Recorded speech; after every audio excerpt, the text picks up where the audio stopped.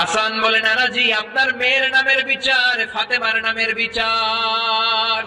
বিশ্বনবী মসজিদে নববীতে জোহরের নামাজ পড়ে হাসান হুসাইনকে দেখতে গেলেন, যে দেখে ফাতেমা রান্না করে। আসলে কি রান্না করে?